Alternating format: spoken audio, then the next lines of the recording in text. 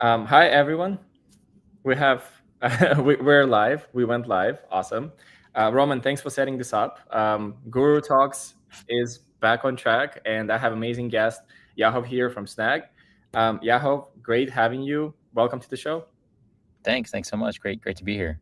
Yeah. Well, I want to kind of walk you through the format of the show because I kind of just invited you and let you know what this show is about. But I love to kind of reiterate how we do things, what it's for, and who is listeners. Right? There are a lot of very deep crypto conversations in this space, but there is not enough casual conversations in this space where people can actually break down complex things to mainstream audience that is looking to break into crypto and Web3. But maybe it's a little too difficult or too technical or too complicated, and we're trying to make it as easy as possible. We try to make it accessible to everyone, break down complex terms, and make them into simple ideas. So the format is super casual. I want us to have just a really great conversation. I have tons of good questions for you because actually what you guys are working on, I'm super passionate about, and I'm aligned with that mission, with that vision, and I think we're gonna have a great chat. Before we get started, maybe I'll pass on the microphone to you, and you can do a quick intro. Tell us about what do you guys do, in a quick short sentence. Your position. How did you get into crypto Web3 space? Sure. Yeah. In terms of what we do here at Snag, we essentially help our partners build custom growth strategies to grow highly engaged communities and then launch or sustain valuable tokens. I've been here for almost 3 years now. I lead our partnerships function. Oh, sorry, 1 second. Sorry. Apparently, I'm in a room that somebody booked and they just yelled Yeah, at no me. worries. So give me 1 minute. Sure. I'm Feel free restart. to rearrange. Yeah. Yeah, give me 1 minute.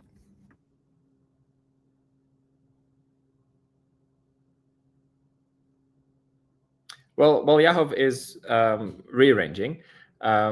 If you guys are not familiar with Snag, Snag is doing all kind of different quest interface and gamification mechanisms to help projects scale, grow their token ecosystems, claim rewards, build their communities.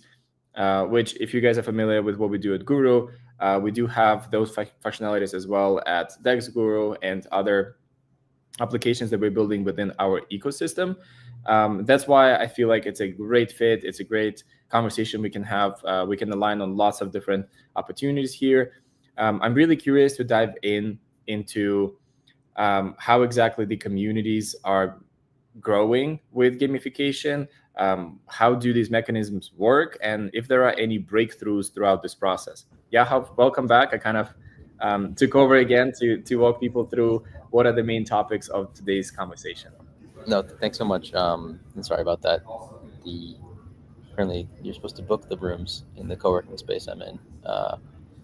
I'd never done that before, so anyways, the lighting is worse. Um, cool. Well, I guess you want me to just keep going on in terms of Yeah, of course. the intro. Mhm. Yeah. So I mean, like I said, I've been at Snag for 3 years now. We started off actually not doing sort of, we call it loyalty as our core focus, Mhm. but over time built that into our core focus. I lead our partnerships function here at Snag, and where we're really trying to go now is build a complete operating system or toolkit to help people launch tokens in a better way. And what that means is we have this entire incentive platform where you can create these custom growth strategies, but then where you take it from there is you make sure that over time you can iterate and build a right growth strategy using analytics. And then we also have a toolkit to help these teams really distribute the tokens in the right way, and can talk more about that in depth later if you'd like. Yeah. How did you get into Web3? Yeah, funny. It's actually a funny story. I was it was like 2019 ish, and at the time I'm just visiting my parents, and I'm walking down the stairs, and my brother is at the bottom of the stairs, and I get to the bottom, and he's like, "Hey, Yahav, I just bought you a coin." I'm like, "What does that mean?" I'm so confused. And he showed me his Trust Wallet. I don't think I use Trust Wallet anymore, but he showed me his Trust Wallet, and I had a coin called it goes Luxo or something like that.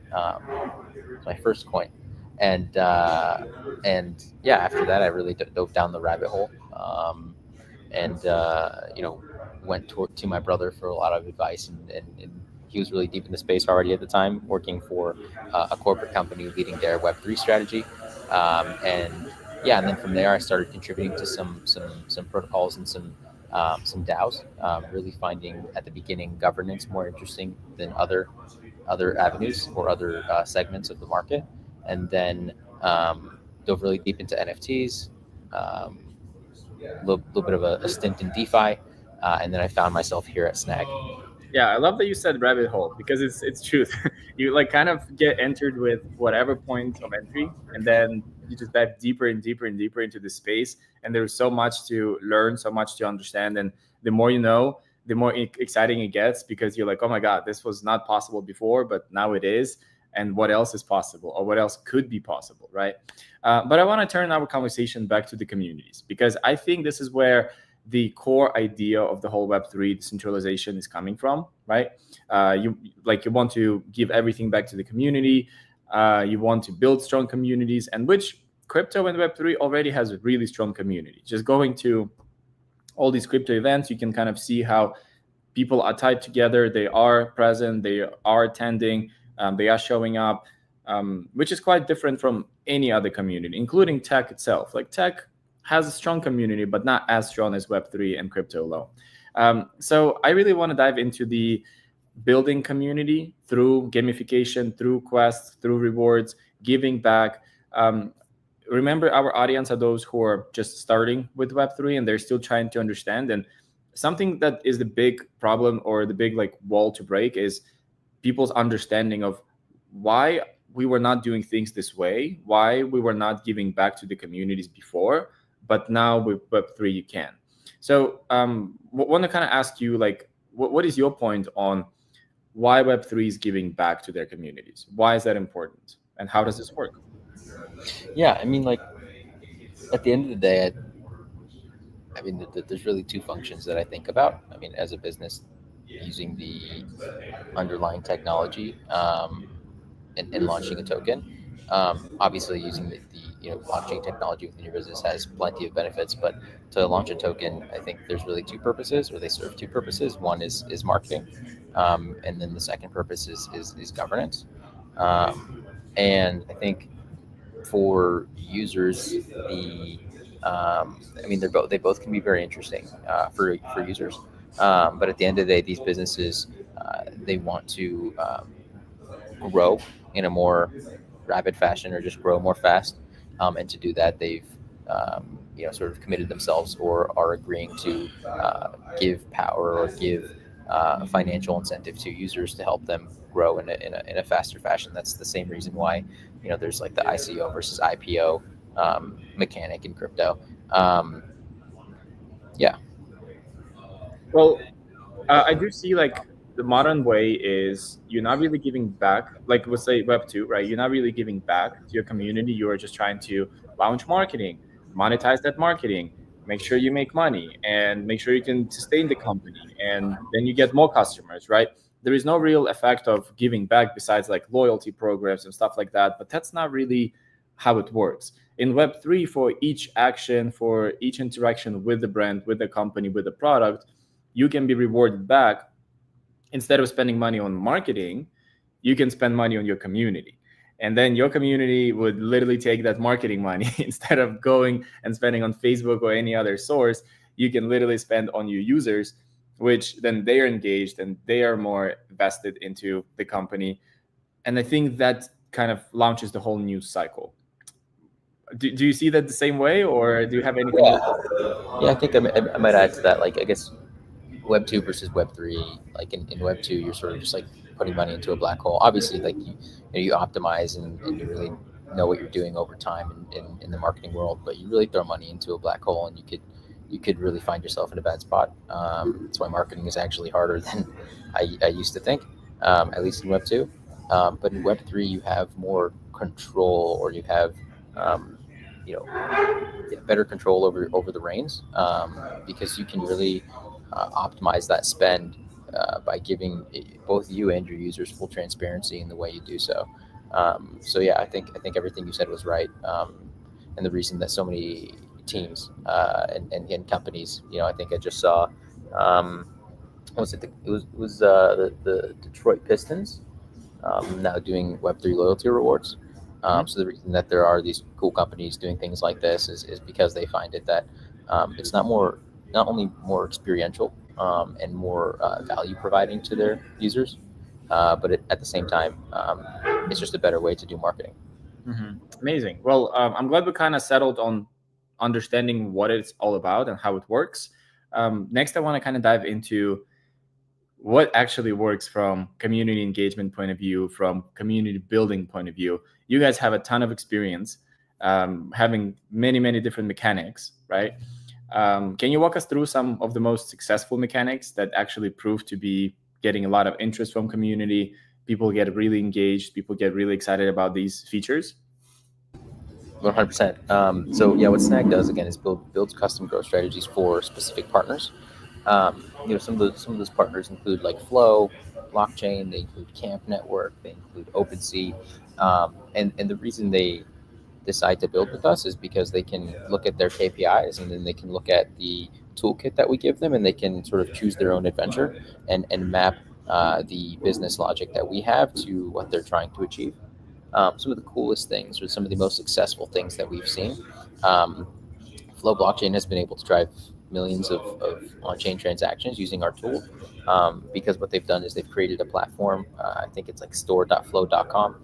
Sorry if that's a shill, but you can go to that platform, and essentially as a new user you can engage in user journeys, and those user journeys include things such as deep on-chain engagement, social engagement, etc. And what we found most successful in terms of driving on-chain engagement is again creating a user journey that's really simple to engage with at the beginning. So like purchase a token or like hold the token on a specific application, and then as you do that, you go further into the rabbit hole, and then deploy that money somewhere, or you um, use it in another protocol, etc. But really getting users started in a simple way with easy on-chain quests, and then going more deep from there based on what you're trying to achieve. So Flow has been able to do that really successfully. Camp Network is also one of my favorite case studies, because they actually started off using us prior to their incentivized testnet. They had like 1,500 users, and then so they actually used our referrals and our social mechanics. Referrals being super simple, like you refer somebody, get 100 points plus get 10% of their points. Um, and then they use that plus these social quests that we have to both bring in new users, and then also drive social growth for a bunch of the applications in their ecosystem. So through that, they grew to 800,000 users. They showed all these developers and applications that they have this platform that will allow them to get more social growth. They onboarded, I think, over 200 developers. And then after that, they raised their $30 million Series A. And following the Series A, they launched their incentivized testnet, where they then, instead of using our complete product, they used our APIs to build their own front end. And then they integrated a bunch of deeper on-chain and in-game quests. So now, as a user of Camp that you've been interacting with their platform for some time, you can now dive deeper into the ecosystem as it progresses and as it matures, to engage more deeply and get more financial rewards from doing things that take a little bit more of your time, right? Engaging on chain, playing a game until level 5, and killing a boss, and getting more rewards based on that. Um, so yeah, those are just some two cool case studies that um, I'm a fan of, and I think that the overall, I guess, thesis there is that in order to engage users the best way, you want to make sure that you make it easy for them to start, and you create a user journey over time.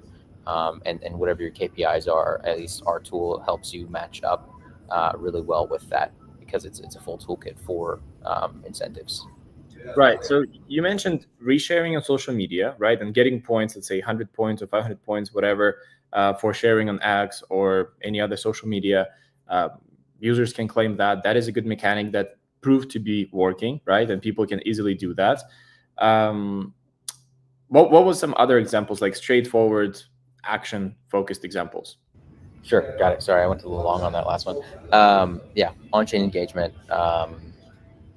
You know, Flow has a platform with a bunch of apps within the Flow ecosystem. Some of those apps include lending or borrowing as a quest, Hmm. or hold this token and get weekly points for this token, for holding this token. We also have swaps powered by Relay. So the on-chain engagement is my favorite, but we also actually beyond social have or beyond X have other social platforms integrated, like Telegram. Send Telegram messages, become a Discord member, get a Discord role in the Discord, spend money on Shopify, YouTube subscriber, TikTok, all of these other platforms and social integrations, really allowing our partners to build again that Yeah, custom it's strategy. measurable growth, right? You can Yeah. immediately see results. You have a budget to dedicate to this. That's why it's easy to plan. You can figure out, okay, I can pay this much per user, right? And then you can translate that into reward, and then you direct all those users to perform these actions. How did these projects start with getting those first users? Because I understand you're trying to create flywheel effect, right? With like more X shares, you get more customers or more engagement or more attention, then you kind of recreate all of that. But what about the first initial push? Is it still through marketing, or do you guys have some tools that actually get it to that first initial step? So yeah, I mean that all comes down to distribution and getting your name out there. I think Snag works really well in conjunction with KOLs, in conjunction with third party platforms that have a user base. What Snag isn't is a third party platform that has a user base. We obviously have millions of daily active and monthly active users across all of our platforms, but our main goal is to support custom growth and in custom or highly engaged users, versus just being like a user base. The best way that our partners typically do get new users, again, is working in conjunction with these other strategies, but also using some of our growth mechanic logic, such as referrals. Yeah, it makes sense. Well, do you guys have leaderboards or yeah? Yeah, Tell yeah. me So, more. so you can build custom leaderboards as well, depending again on your goals. Those leaderboards can support multiple currencies. They can support badges. They can be leaderboards based on NFT collections held. Actually, Ape Chain is a really cool campaign we did a points program with that had multiple custom leaderboards, and that one was really fun as well. I really want to talk about leaderboards. I think leaderboards are really undervalued. I think they're super exciting, but that's just my position, right? That's what I think. You're an expert in this space who's been doing this for a long time and have a lot of examples and probably actually measurable data to justify if it works or if it doesn't work. So that would be golden insight if you can share with us, what did you learn from leaderboards? Um, how do they influence the growth? Are they really boosters, or they're just nice things to have? And what kind of results have you seen previously? Yeah, I think like leaderboards are leaderboards. They don't really come into, or they don't really support growth too deeply until you add interesting gamification mechanics to them. So Mhm. like I mentioned Ape Chain a second ago.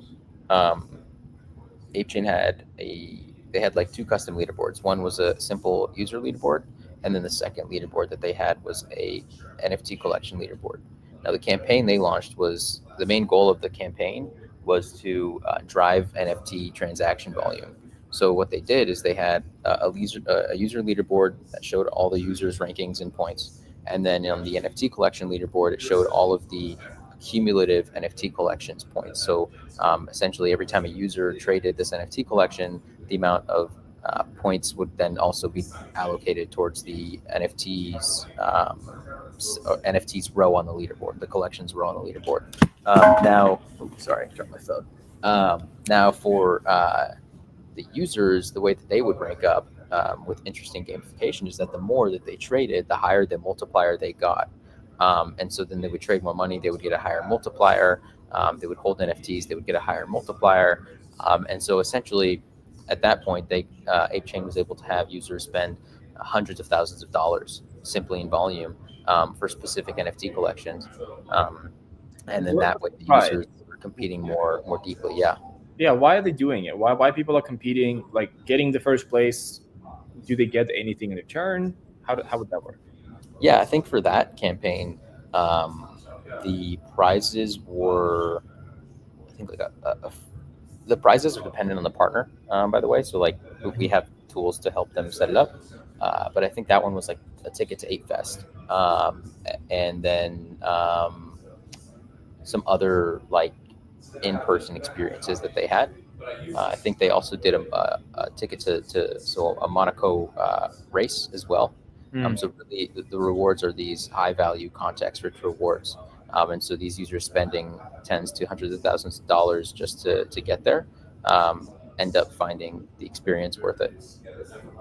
That makes sense. So if the whole leaderboard depends on the volume of any sort, right?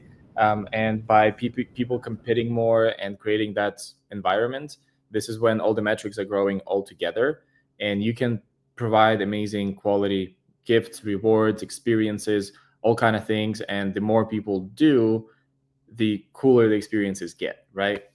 I'm super curious about the leaderboards because I think if you provide good enough value for these people and motivation, then you can create amazing ecosystems fast. Um, what kind of experience do you guys have with those?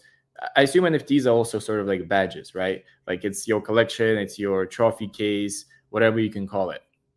You did mention badges before too, so maybe tie that all together in terms of people getting recognition, or is it bribing rights? Can we say that? Like they can say, "Oh, I'm the number one. I'm in top 10 and top 100." Did you see any success with that? Do people actually care about those kind of things, or is it more Yeah, about, hey, yeah, what value I'm getting really? yeah, I think it's both. Because as a business, you want to have a program that exists over time, and so you'll have seasons, and so every season one mechanic is to have a seasonal badge. So like you're a season one user, you're a season two user, you're a season three user, and then the more you accrue, the cooler your name looks on the leaderboard. Obviously, the better the reward you get, etc. So those do make a big difference. We've had partners who also have attributed like holding a specific set of NFTs to a badge. So like you hold all three of these NFTs, you then have a badge, and so you're like one of our OGs or something like that. It's the same reason why I believe in Discord member roles are so lucrative, and why people actually chase those roles and they spend a lot of time in Discord to become an OG. That gamification is it works really well, and so we have that all again similarly off the shelf on our platform, and there's other gamification mechanics that you can include, different types of points, multiple points, multipliers. um, yeah. I understand now there is the route that you can go if you are a funded project, you have some resources, you can easily launch an amazing contest, right?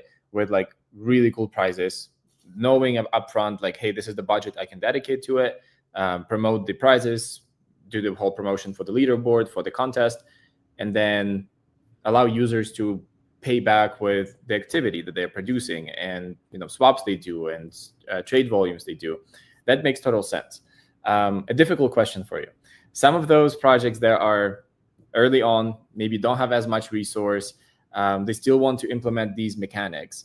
Let's say they don't have the budget to produce amazing prizes.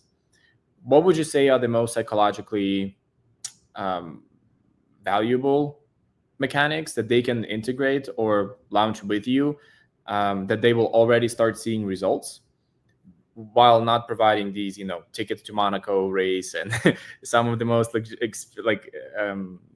exclusive experiences in the world? What would that entail? Yeah, I think it's very simple. I think in the case the business doesn't have the funding or the opportunity to again have a really awesome reward or experience at the end of the day, the best thing that they can do is include a promise of future token. Right, lots of companies or businesses use this marketing strategy to drive activity prior and post TGE, or token generation event. And so that would be the best thing a company could do if they are really getting started off the ground, don't have enough spend to give their community something really, really cool. Obviously token is really cool at the same time, but that would be the best strategy. Makes sense. So promise of something future, we got that one. What about just mechanics alone, like badges, these OG NFTs that you can get that nobody else can get? Do they prove to be working really well? Are they just okay in terms of results? What would you say about that? I think they work really well as well. Less badges, more NFTs though. Camp Network, I mentioned, started off with like 1,500 users, and as they were growing, part of their growth strategy was to mint seasonal NFTs. They didn't have promise of future token. Obviously, like somebody could, in the back of your head, you'll think like, okay, they're going to give me a token, but they didn't have promise of future token. They didn't have like rewards. Their rewards were NFTs. So they would mint an NFT for the winter, or they would have a partnership and they would mint an NFT for this partnership. And like only if you have a certain amount of points can you actually mint this NFT. So that at the end of the day is also a good strategy to use. Amazing.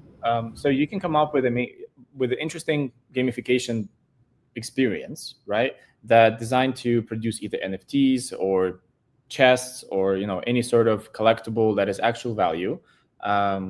You kind of pushed the badges like the first one, the first 100 aside. You can still bring that back if you need to, but I feel like you kind of emphasized on the actual value that the project can bring to the table, users can get, and they can maybe exchange that. They can get something in return in the future. And I kind of see that being the main driver. However, I do want to understand if there's any other like psychological community focused angle that you get a founder can take from this in order to grow their project without any future promise, without any actual prize on top of it. More of maybe your platform gives you more functionality.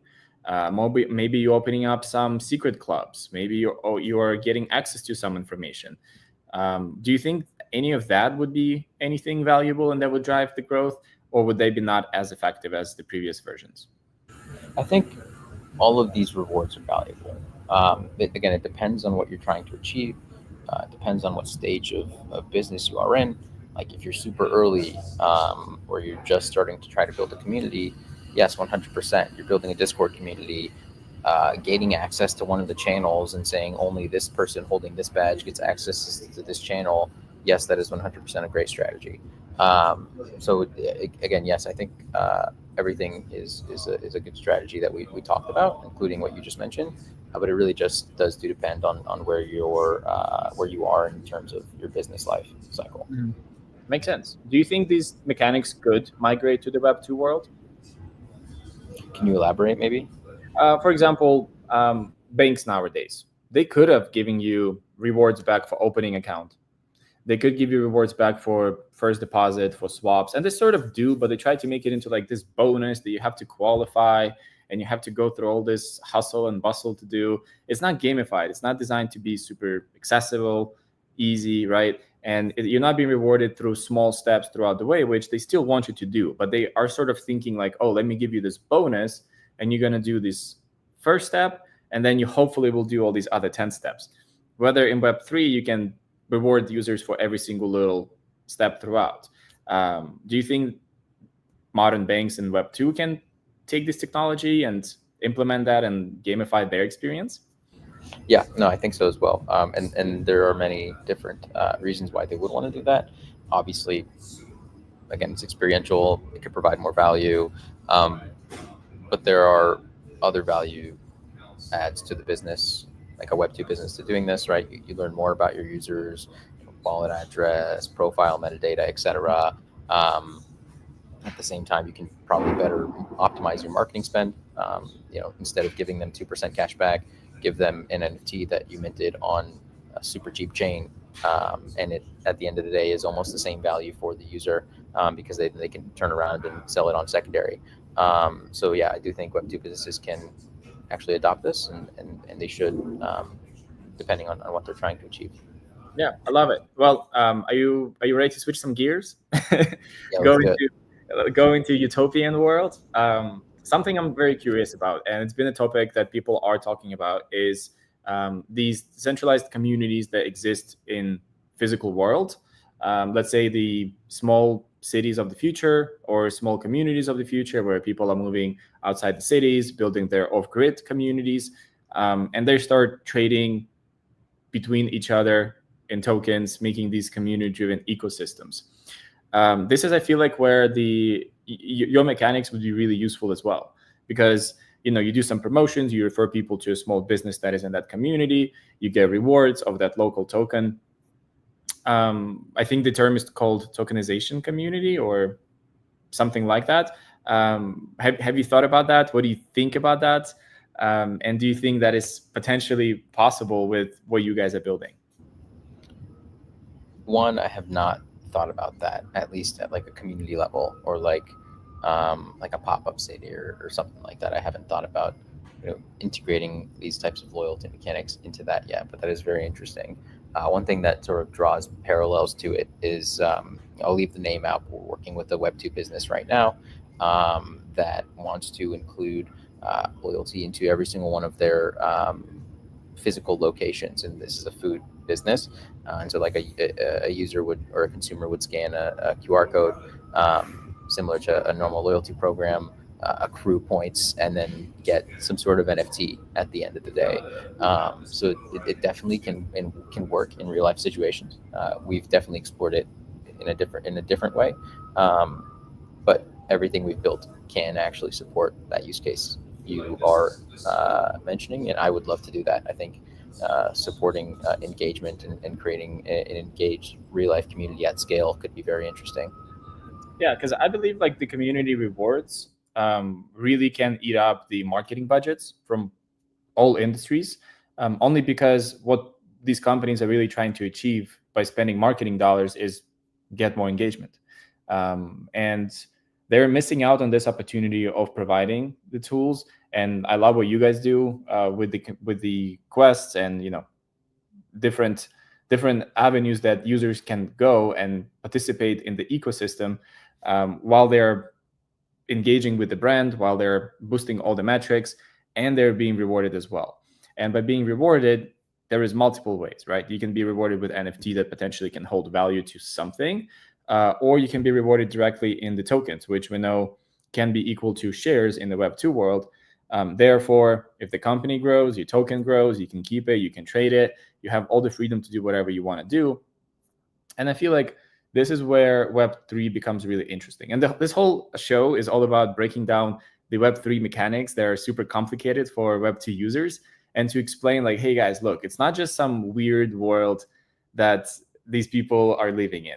It's the world of new possibilities. Like, really, you can do things now that you couldn't do before. And therefore, it's super exciting. And we want to break down what is possible. And I want every business owner listening to this being like, huh, I need this in my business. I want to do this. What if I wasn't spending $50,000 on marketing? What if I was to spend 25 and give 25 back to the community? I want to see how that would work out. From your experience, what do you think would happen if, let's say, that was the case? 25 to the marketing, 25 for the community back. What kind of engagement a business can get back in Web 2?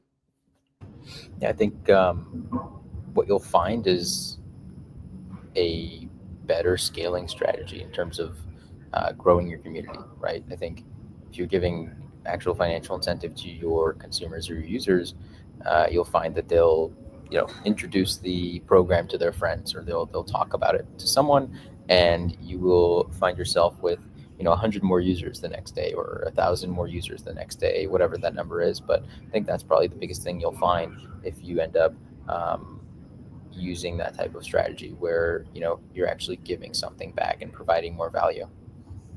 I agree. Also, I think where is the niche right now is implementing these strategies in Web 2, because you have real users who are not doing what Web3 users are doing. We're going to talk about that later.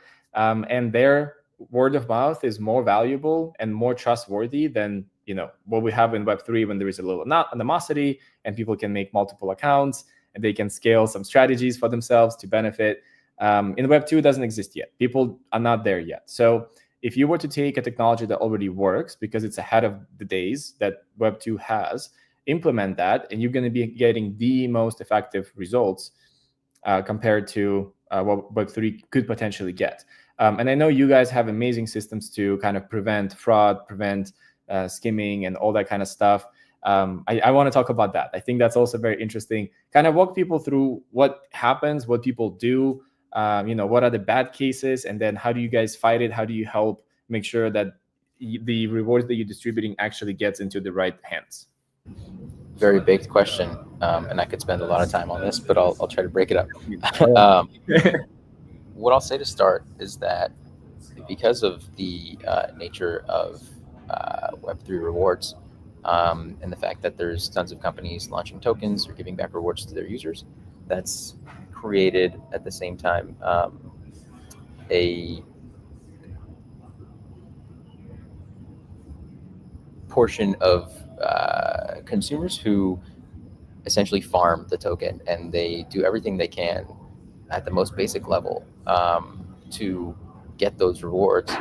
And at the end of the day, that doesn't actually truly contribute to the business, because the business wants to acquire real users, but what they're actually acquiring at the end of the day, if you don't put checks in place, are bots. And what those bots do is they either take those rewards and run, or if it's a token, they dump the token on the open market when the token launch happens, and there are lots of red charts because of it. Charts just going down. What we've done is the biggest thing that you can do really with our tools is to make sure that there is financial buy-in from a user, so that is a preventative mechanic to make sure that user isn't a bot. Obviously, there are bots that can do things on chain, but the more on-chain activity or on-chain quests that you have or the more or the less bots you'll find in your community. There are also other more in-depth mechanics that we leverage, including anti-Sybil. Sybil is essentially just like a bot, but like times 10. And we have both embedded anti-Sybil, meaning we run daily checks within all of our partner platforms to make sure that the program has minimal bots. And so we remove bots from the program on a daily basis who have extremely high Sybil flags. And some of the data points, I think the model is proprietary, but some of the data points that are included there, it could be like IP address, or how many socials are connected, or how many accounts are created, et cetera, that are associated with one cluster or something like that. So that's like a highly suspicious flag that we can find and do a daily removal for. But then we also give our partners all of the data in a more easy to understand format that shows, okay, this is what this user did. This is why this user could potentially be a bot or a Sybil. We map that to previously known Sybils, because since everything is on chain, and there are on-chain data providers that can give you this data, but you can find people who have been marked as a bot in previous airdrops. So that's also another data point we use, but essentially giving our partners all of the data based on on-chain and off-chain data that shows them, okay, this user is super highly suspicious, medium suspicious, or no suspicion. And then typically we're actually able to remove 50 to 60% of users from the program who tend to be bots or Sybil. And one last thing I'll say is, at the beginning I talked about financial buy-in and incentive. The reason we only have 50 to 60% bots is because of the high quality business logic that we have that you start your program off with. Mm-hmm. The third-party platforms that exist within our space today, the numbers are more in the ranges of 90% plus bots. And so if you start there, you'll find yourself with tons and tons of bots. I mean, it's a great place to really get your name out there, but you'll find yourself with lots of bots versus starting off with something more custom and something more high quality allows you to start off with a more engaged community, and then over time using, again, some of the tools I mentioned, you can remove the bots from that program and end up with something you're really happy with. Yeah, and this is the case when less is more, right? You really want to have high quality users that are engaged and invested into the ecosystem and contribute to it regularly. And you build a technology and engagement system that keeps them in the loop, right? I think that's the key, and that's the art that you guys are developing. I don't know if you looked into Dex Guru. We also have our own quests and reward systems that we also have. They're also white labeled, and they do work. We do see the people being more engaged, and that's why I was super curious about the bot system and how do you prevent fraud or anything like that.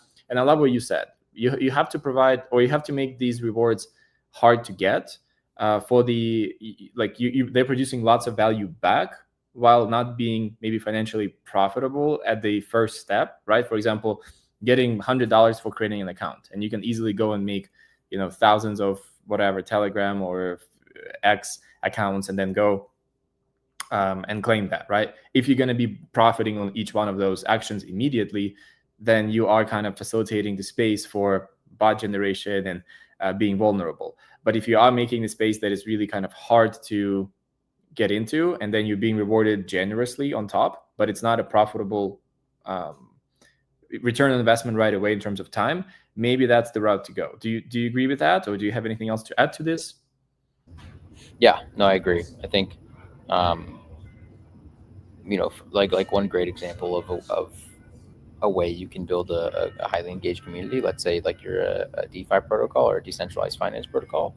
Um, you can create a quest that, let's just say it's like swapping, but the user only gets rewards if they swap over a certain amount, like $100, and then that's like the entry to the program, and then that way that there's some financial buy-in from this user, and then that is most likely a real user, and then you'll use the data later on in time to when you launch a token or when you distribute rewards, to make sure that if some bots did get through, you're not giving them anything. Mm-hmm. Yeah, I think that's right, and it's super complex, and that's why it makes sense to work with the pros that know what they're doing versus building things internally and thinking, oh, everybody else is doing it, let me build it myself and do that myself. Well, it has to come with levels of being well thought out, have good experience, have lots of partners connected to you, right? So it becomes scalable solution and super accessible. I think it's exciting. Well, I want to touch one last subject before we wrap up this podcast. I really want to talk about the meaning of community, because I think community can mean lots of things, right?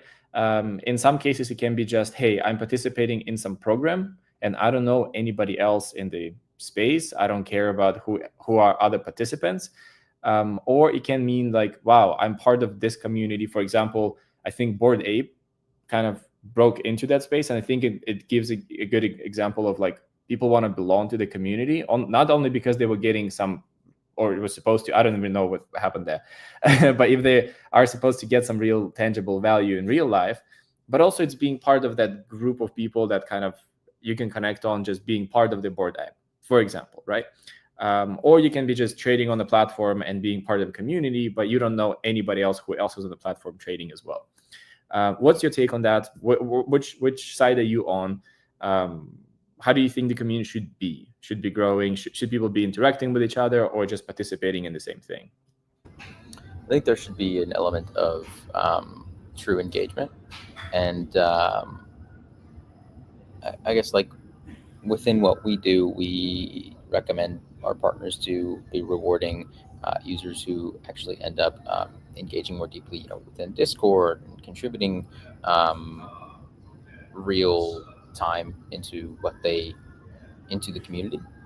So I think um, you know interacting with the application or the business is important, but at the end of the day, you want to make sure that you create an evangelist or someone who is a big fan of you, and to do that, you want to give them a home or somewhere that they can go to and spend a good portion of their day talking to others, really becoming someone who loves what you've provided.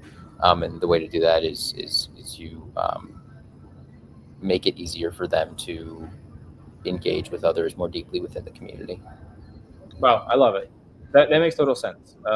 Because you still want them to participate in just solo player experience, but those who do want to break through that solo player experience and feel like they're part of the community also create that comfortable, safe space for them. Is that right? Yeah, exactly. Yeah, I think that's great.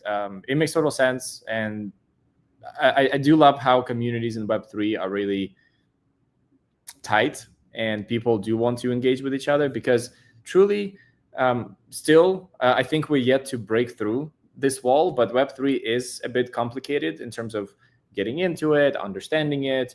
And it's just like we talked one of the mechanics. And this is why I love this podcast is we had amazing guests who walked us through so many different other mechanics that are now possible that were not possible before because there was no technology for it, and people need to still get their heads around how this would work and how this implemented to their daily lives. Therefore, the Web3 community already is super tight. People are in the same headspace. They know the tech. They love the tech. A lot of them are for the tech. Some people are there for the money.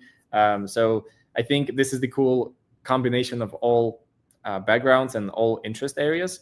And I look forward to seeing where this takes us and where we're going to end up in the next 5 to 10 years. Thanks for contributing to this space. Thanks for contributing to growth of communities and rewards.